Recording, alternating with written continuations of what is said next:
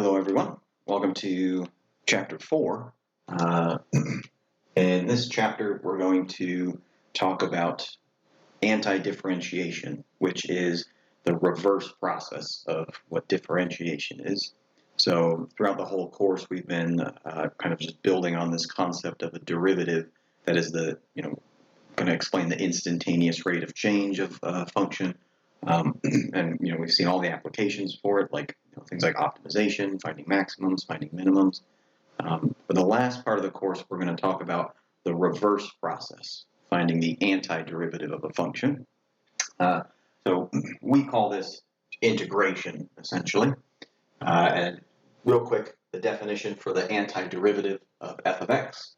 It's a set of all functions. Keep in mind that word set. Of functions that look like capital F of x plus c, such that if we differentiate that capital F of x plus c, we get back our original function. The constant c is what we call the constant of integration. So what we do when we differentiate a function, let's say take f of x is 3x squared plus 2x plus 1. When we differentiate a function, we would get f prime of x is 6x plus 2. Right? Compare the original function to its derivative. In Chapter 4, what we want to do is talk about being given a specific function. Let's say we're given a function g of x is equal to 5x plus 7. Is there a function out there such that when we differentiate that function, we get 5x plus 7? All right, what could this function be? So you have to think of something that when you differentiate it, you get 5x plus 7. Well, that could have been something like 5 halves x squared plus 7x. That is one choice, right? If I differentiate this, the power 2 comes down and cancels out with the half, and I get 5x to the first power. And then if I differentiate 7x, I do just get 7. So if I look at this, this is g prime. So there is a function out there such that when I differentiate it, I get my function g. There is a function out there, but who's to say maybe this wasn't the function? 5 halves x squared plus 7x plus 1. Because if I differentiate 1, I get 0, and it's not there.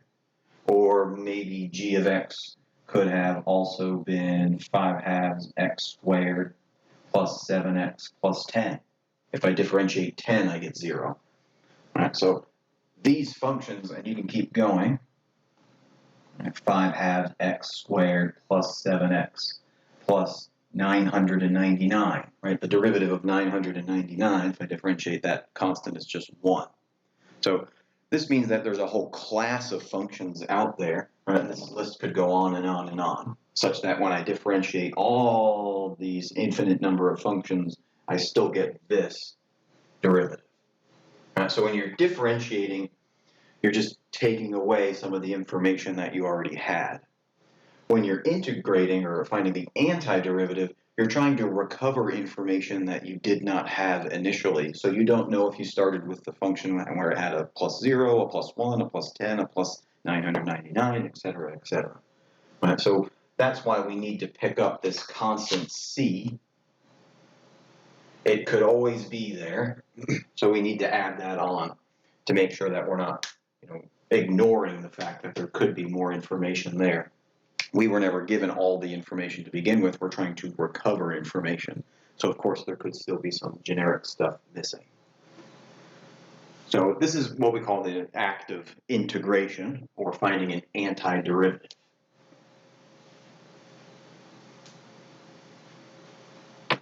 Now, of course, with differentiation, there are a bunch of rules.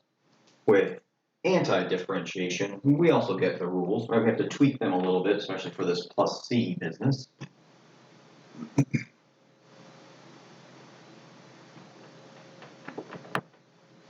But again, let's just pick on something like let f of x equal 2x plus 1. Right, just a nice linear function, nothing too crazy.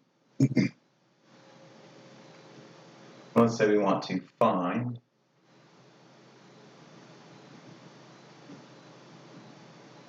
the antiderivative of f of x. Now, if we want to find the antiderivative of f of x, then we have to think backwards. F of x is 2x plus 1, which means there must be some function out there who has this exact function, f of x, as a derivative. Our job is to find this antiderivative. So can we think of a function such that when we differentiate it, we get 2x plus 1? Well, this function, f of x, maybe could have been x squared plus x. If I differentiate this function using the power rule, I get 2x, check. Plus, if I differentiate x, I just get 1, check. But again, there could have been some sort of constant here, positive or negative, or could even be 0 if we're lucky enough. So my antiderivative has a much more general form in this sense. I need that plus c just to kind of, cover all of our bases to figure out, hey, if we differentiate this function, if we differentiate capital F, do I get lowercase f? And yes, I do. Regardless of what that constant is, it's a constant. When I differentiate it, it'll be 0 and disappear. So by differentiating capital F, I get lowercase f. And that is, differentiating goes one way, which means I'm starting with this function, capital F, and I'm differentiating to get lowercase f. If I start with lowercase f, which is what we do in chapter 4, I want to recover the antiderivative. So that's where we're going to spend all of our time in chapter 4 and for the rest of the course.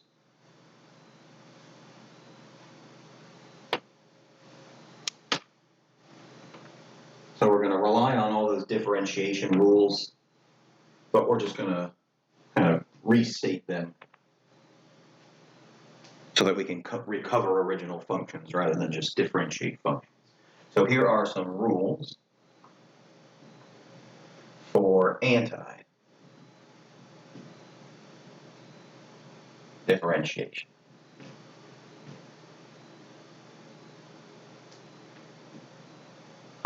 And first thing that I want to do is mention the notation. When we say integrate f of x with respect to x,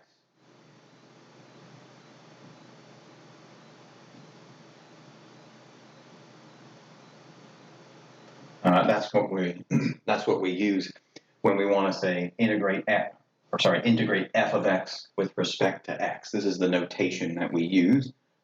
This is the same thing as saying find the antiderivative of f of x.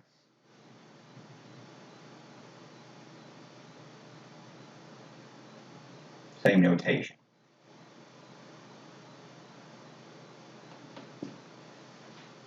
All right, so we use this notation to symbolize the antidifferentiation process. Whereas, we saw different notations for differentiation with the prime notation or the dy dx notation. Here we stick to just this notation.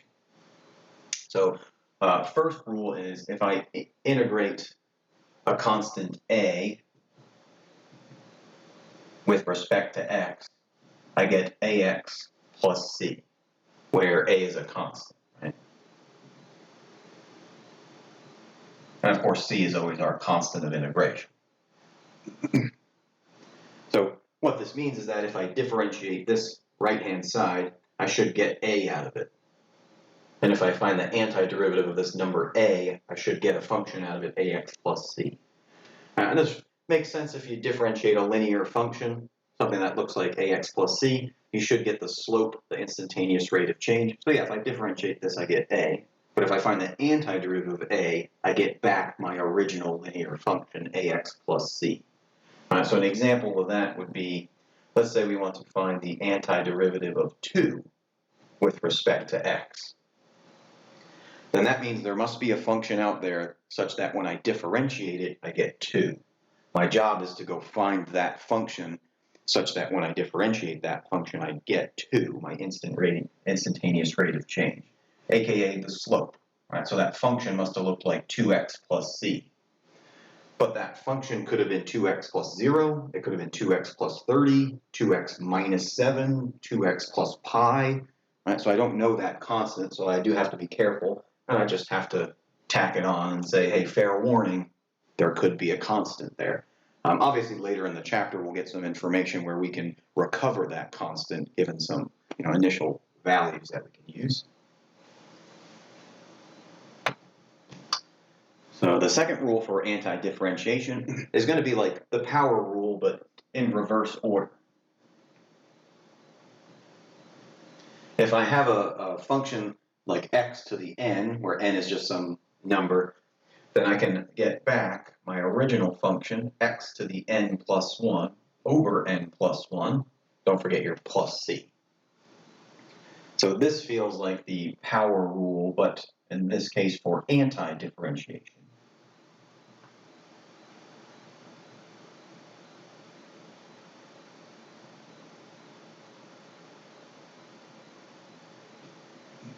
So an example, a numerical example might be a little more helpful. If we're looking at the function, let's say x to the 4th power,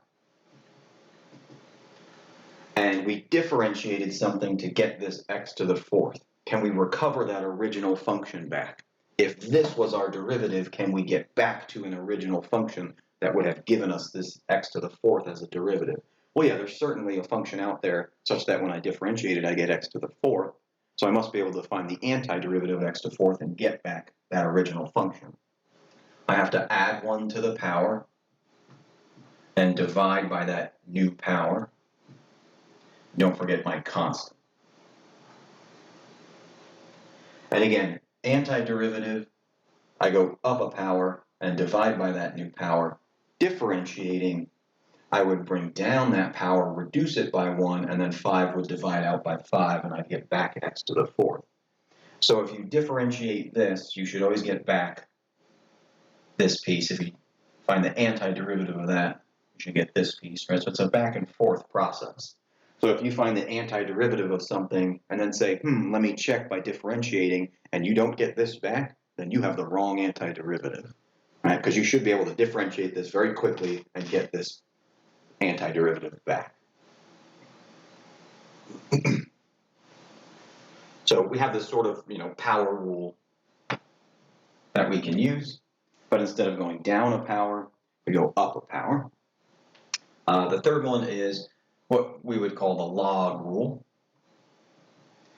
If I find the antiderivative of 1 over x, there must be a function out there such that when I differentiate it, I get 1 over x. That's a very specific function. That is the natural log function. So if I'm staring at a function and I want to differentiate it and end up with 1 over x, there's only one choice I have, and that is the natural log function. So this is like the log rule for antidifferentiation.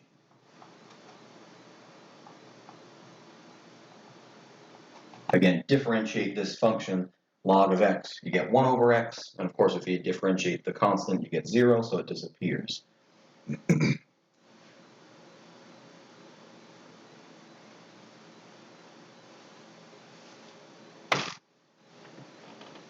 Now, just like we have the log function, we also have the exponential function, which if we go back and think about the derivative of the exponential function y equals e to the x, y prime is equal to e to the x. And it had that nice behavior to it. We're really about 4.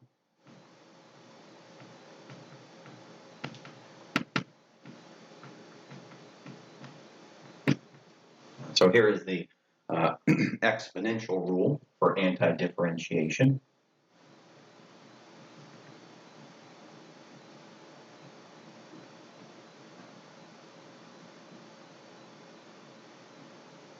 I always forget how long of a word antidifferentiation is. So this gives us a chance to look at an example where maybe there's there's a constant being multiplied up in a power like that. Let's say we want to find the antiderivative of e to the 4x with respect to x. Then this tells us that we can recover the function. Now, since e to the 4x is its own derivative, but then chain rule says I would have to multiply it by 4. Well, I'm not differentiating, I'm integrating, so I have to divide by 4. And of course, always be aware that I might have a constant. So again, to check, we can differentiate this function to see if we get e to the 4x. Now, if we differentiate e to the 4x over 4, we get e to the 4x over 4, but then chain rule says we multiply this by 4. Multiplying and dividing by 4 cancels out, and we do get our function e to the 4x back. So we need that extra little piece down there. And of course, if you differentiate c, it's 0, so that's why you're not seeing anything there. So again, left to right, antiderivative, right to left, you should get that back as your derivative. Number 5, if we find an antiderivative of some constant times f of x with respect to x, let me use a again. Say we have some constant multiple of a function, then we can take that constant multiple out and integrate that function. And we did this all the time when we differentiated, right? If we had just like 10 times a function, we didn't have to do the derivative of 10 times that function. We could take the multiple of 10 out, differentiate the function, and then multiply by 10, bring it back into the picture. And a great example of that is a situation like this where you have 7 over x. Right, this is like 7 times 1 over x, which is just a constant multiple of 7 that I can take out. Now I'm integrating with respect to x, so I can never take x outside the integration. That has to stay in there. That's the thing I have to integrate. So you can never pull a variable out because the variable is going to determine what the antiderivative is. But a multiple like 7, I can get that out, and then look what pops up. 7 times this antiderivative. We just saw this antiderivative, and that's the log function, the natural log function. And the only reason I'm putting absolute values on all the log antiderivatives is just so we stay safe. We don't want to put a negative number in there. So that's why the log rule uses the absolute value, just to keep things safe. Right? We don't want to look at that. Yeah, x could be a positive or negative number here, but when we find the antiderivative, we don't want to run the risk of plugging in a negative number for x. So that's why it has the absolute value bars. And then last and final rule, if we look at two functions, say f of x and g of x, and we add or subtract them, and then we ask to find the antiderivative, well, the nice thing about that is we can find the antiderivative of f of x, and then whether we're adding or subtracting, we can then find the antiderivative of g of x. And again, this is something we did all the time when it came to differentiation. If I gave you a polynomial that had multiple terms, you didn't have to differentiate the whole thing at once. If I gave you a polynomial that had multiple terms, you could differentiate term by term by term by term. This says the exact same thing. If I give you a really long function that you have to find the antiderivative for, when you see the plus and minus, you can just break it up. Find the antiderivative of this piece, find the antiderivative of that piece, find the antiderivative of this piece, find the antiderivative of that piece. So the nice part about differentiation and antidifferentiation, those rules stay the same, right? Rather than do it all in one big chunk, you can break it up. So a good example of that would be a polynomial. If we want to find the antiderivative of, let's say, 3x squared plus 2x minus 7, I don't have to worry about, oh my gosh, what is this all at once? I just do it piece by piece by piece. This is like me just finding the antiderivative of 3x squared plus the antiderivative of 2x minus the antiderivative of 7.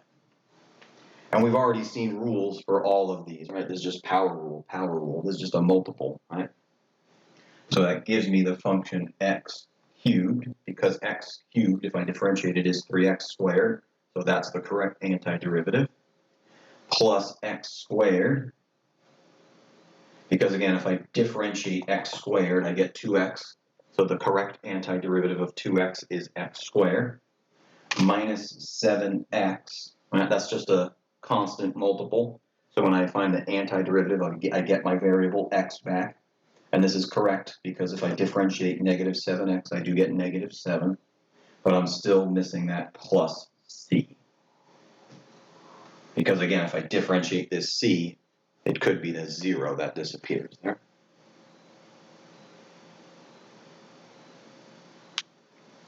So again, mostly similar rules to differentiating, but just working things backwards instead of forwards.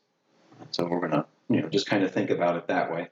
You've trained your brain all these weeks to be able to differentiate. That means you've also trained your brain to be able to anti-differentiate. You just never actually put it in reverse, right? You've been learning how to drive forward. Today's the day where you're going to learn how to put it in reverse and drive backwards.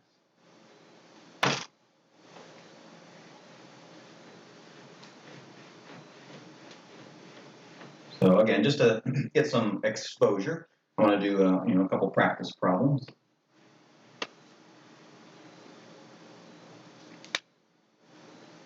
So let's say we have a function, find the antiderivative of, let's say they give us, here's a good one, or let's do this, find the antiderivative of y equals, pick on 2x to the 4th plus 1 over x squared minus e to the x. So let's say they want us to find this antiderivative. Then that means I have to integrate 2x to the 4th plus 1 over x squared minus e to the x with respect to x. Now, before I even get too involved in this, I'm not going to do it all in one big chunk. I'm going to break it up and do it piece by piece. I'm going to find the antiderivative of 2x to the 4th. That one doesn't seem too bad. Plus, I'm going to find the antiderivative of 1 over x squared. Be careful, that is not the log function, because when you differentiate the log function, you do not get 1 over x squared.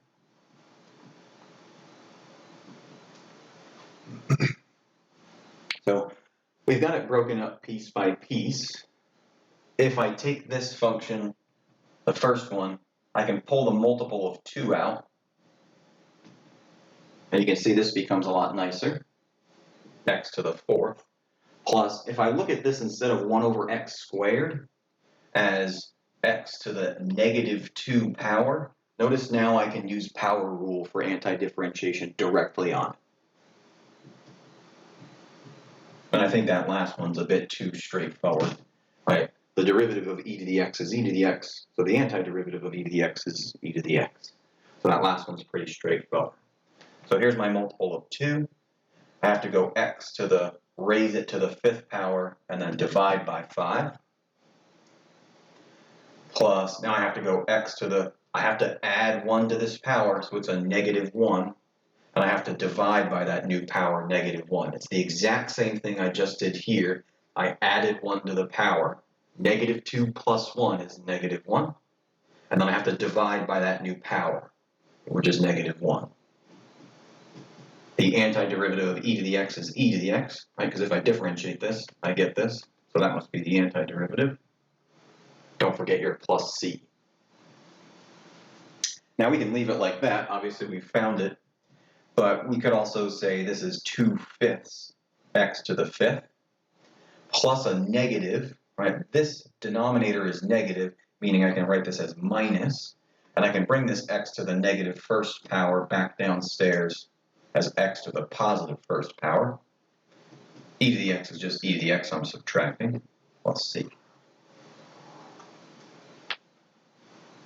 And so we can return these back to positive powers. Again, it might be tempting to say, oh, 1 over x squared. If I find the antiderivative, it's log of x squared. No, it's not. Right? There's only one specific function that has log of x as its antiderivative, and that's 1 over x. And that is not 1 over x, so we have to be a lot more careful. We're going to rewrite those with negative powers and use our power rule. Just like when we differentiated, if we wanted to differentiate something like this, we would look at it as a negative power and bring that power down, subtract 1 from the power, get an even larger negative power. So same techniques apply.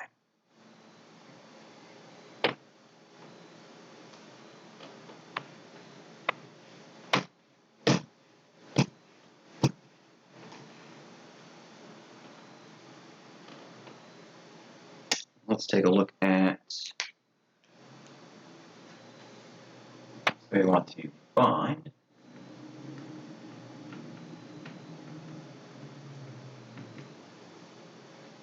the antiderivative of 3x plus 1 quantity squared.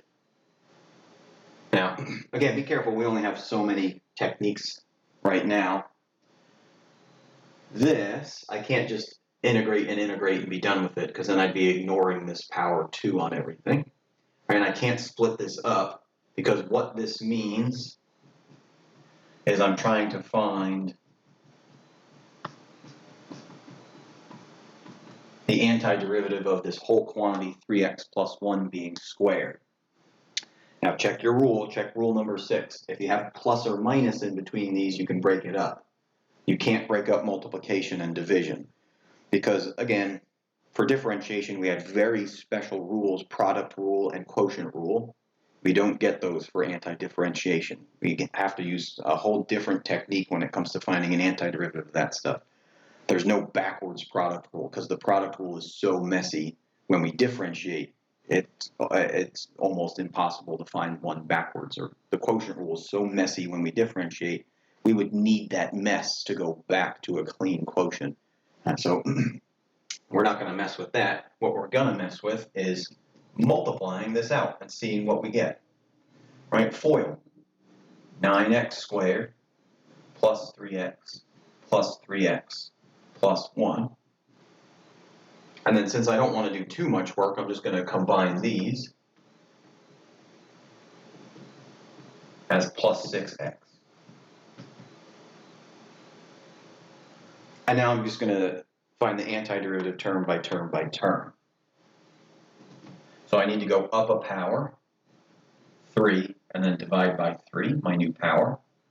Plus, I need to go up a power to 2, and then divide by my new power 2. Plus, this is a constant, so I get x back finally, plus c. Now we can reduce these to make it look a little cleaner. This is 3x cubed plus 3x squared plus x plus c. So there's my antiderivative for this quantity 3x plus 1 being squared. So again, to differentiate things like this, we needed chain rule. To integrate stuff like that, we would also need a specific rule, but we don't call it chain rule for antidifferentiation. We call it a technique, integration by substitution, which we'll get to. But simpler stuff first.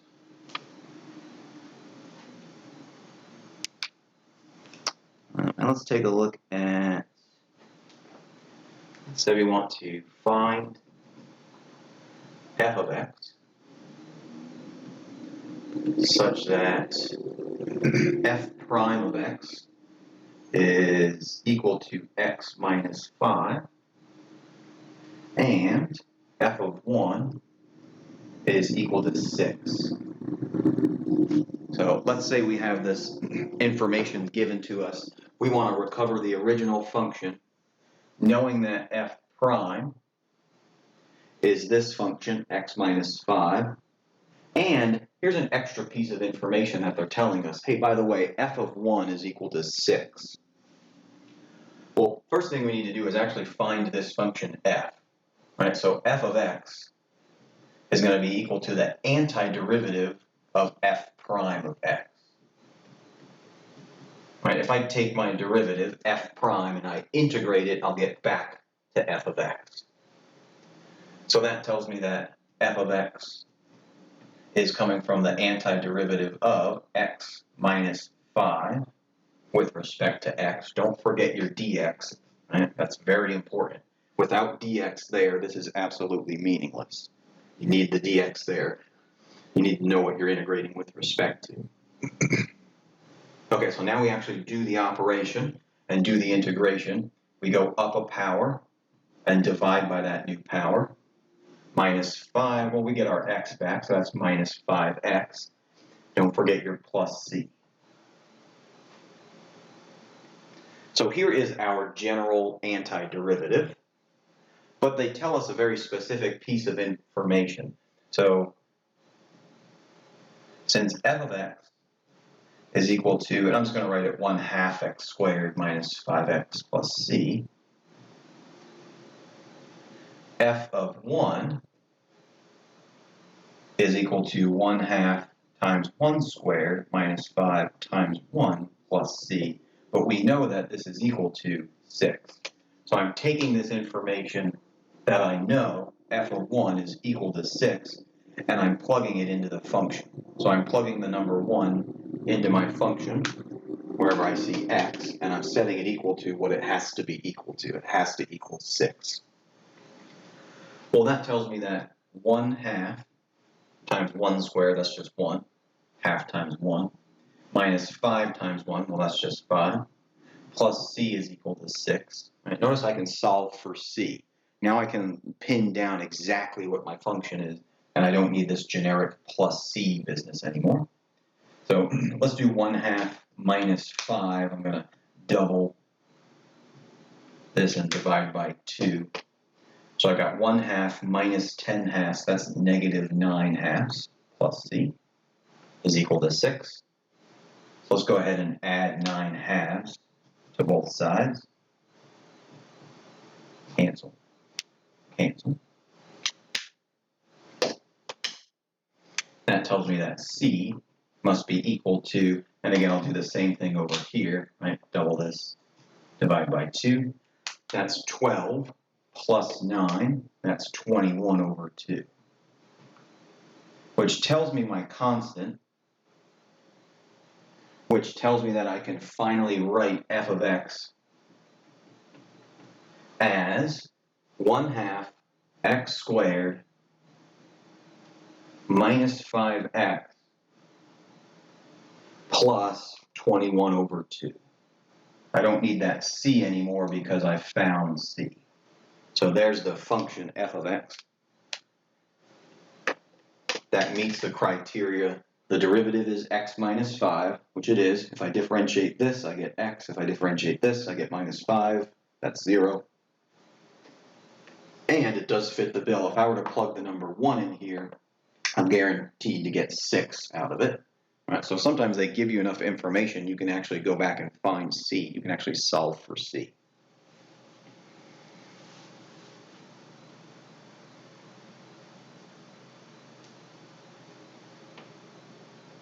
One more similar one. Let's say we want to recover the original function f of x when they give us f prime of x is 2 over the cube root of x, and f of 1 is 1.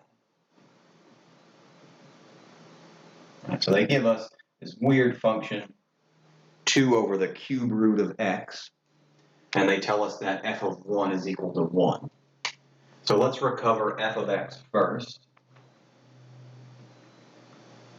I've got to integrate this weird looking function. But again, remember your rules. We've got a constant multiple of 2 that we don't have to look at. I don't like this weird radical notation. I'm really staring at x to the 1/3 power instead of the cube root of x. I'm going to say that's x to the 1/3 power. Now, this isn't 1 over x, so I can't say the antiderivative is log of x. So I still need to rewrite this a little bit as 2 times the antiderivative of, instead of 1 over x to the 1/3, I'm going to write it as x to the negative 1/3 and then use that power rule. This will allow me to increase the power by 1 and then divide by that new power. But I still have that multiple 2 sitting out front. I will increase the power by 1. That means I need to do x to the negative 1/3 plus 3/3, which is x to the 2/3. But now I have to divide by that brand new power 2/3. Don't forget your plus c. Which is the same thing as taking 2 times x to the 2/3 and multiplying by the reciprocal 3/2 plus c. Now I'm taking this and I'm multiplying by 2 and then dividing by 2 now. So I've got 2 times 3/2. The 2 in the numerator and denominator are going to cancel. My function f of x is going to look like x to the 2/3, or sorry, 3x to the 2/3 plus c.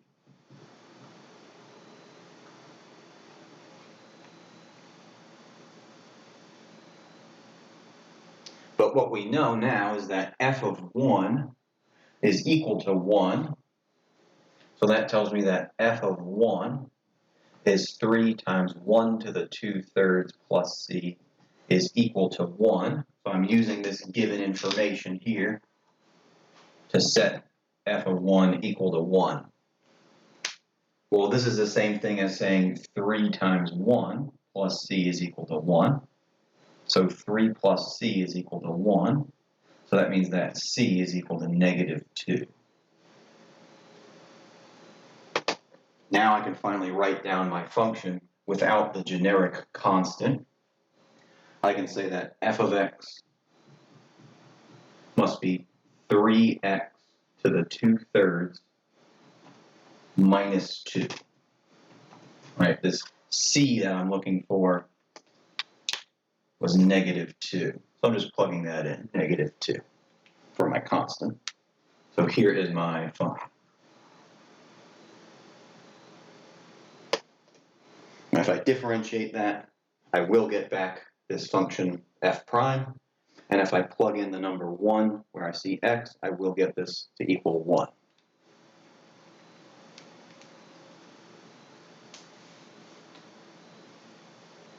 So last thing I want to do is just a quick word problem, just to connect it to an application. And that is the one that you've seen on the screen. If you got bored of watching me work here, you probably already solved it. It just asks you about marginal cost. Where we've seen before that marginal cost is just a concept of the rate of change of the cost. It's the derivative of the cost function. So looking at number 60 on the screen, number 60 talks about total cost from marginal cost. Solid Rock Industries determines that the marginal cost, C prime of x, of producing the x climbing harness is given by C prime of x is x cubed minus x. Find the total cost function, C, assuming that C of x is in dollars and the fixed costs are $6,500. So if I want to recover C of x, I need to integrate C prime of x. Right? If I have the marginal cost function, which is the derivative of the cost function, and I want to work backwards to get the cost function, then I have to integrate this function, which means I need to integrate x cubed minus x with respect to the variable x, which tells me that c of x must be equal to x to the fourth divided by 4, power rule. I add 1 to the power and divide by that new power, minus x squared over 2, again, adding 1 to the power and dividing by that new power. But this is just a general antiderivative, so I have to add a plus c. That might be a little confusing because let's use a little c, because we already used capital C for the cost. Now they tell us that fixed cost is $6,500. What that means is if I produce, manufacture, and sell 0 units, I still have to have this $6,500 for my initial cost. So that means that C of 0 is 6,500. That fixed cost is a constant. Yeah, you can just tack it on because these are variables. This is the only constant. But I just want to show you that if you plug in C of 0, you'll get 0 to the fourth over 4 minus 0 squared over 2 plus C must equal that fixed cost. When you make 0 units, you still have a cost of $6,500. Well, this is 0. This is 0. The only thing left is C has to be 6,500. So there really wasn't much work to do there other than to just plug in 6,500. Thus, our cost function, C of x, is going to be given by x to the fourth over 4 minus x squared over 2 plus 6,500, our fixed cost.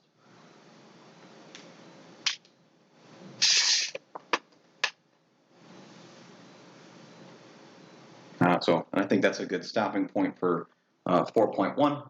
So 4.1, just again, we're learning how to basically take everything that we've been doing in a forward motion and just reversing that motion, bringing it backwards. So, you know, if you put the time and effort in and you're really good at differentiating, it's already there. You'll be very good at finding the antiderivatives quite easily. If differentiation is and always has been a struggle, and this is just going to continue that struggle. But the nice thing about differentiation is we had a product rule, we had a quotient rule, we had a chain rule. For anti-differentiation, we don't get those nice rules. It really does have to rely on much heavier concepts. Differentiating is quite easy in the grand scheme of things. Anti-differentiation can be quite hard. We're only going to deal with the nice functions, obviously, but in the if you go out there in the math world, there are some functions out there that can just be really, really hard to find an antiderivative for, or actually impossible to find an antiderivative for. So, just practice. And the first couple you'll do, you might mix them up. You might say, oh, I differentiated when I was supposed to anti-differentiate. Again, as you practice and you kind of can separate the two concepts, things will get pretty easier. Chapter 4 is actually pretty nice in the end. We don't have another 12 weeks to spend talking about all this crazy integration, anti-differentiation stuff. We just kind of put it on the end to say, oh yeah, by the way, here's how you go backwards. So chapter 4 shouldn't be too terrible. So again, let me know if you have questions, and I'll see you in the next section, 4.2.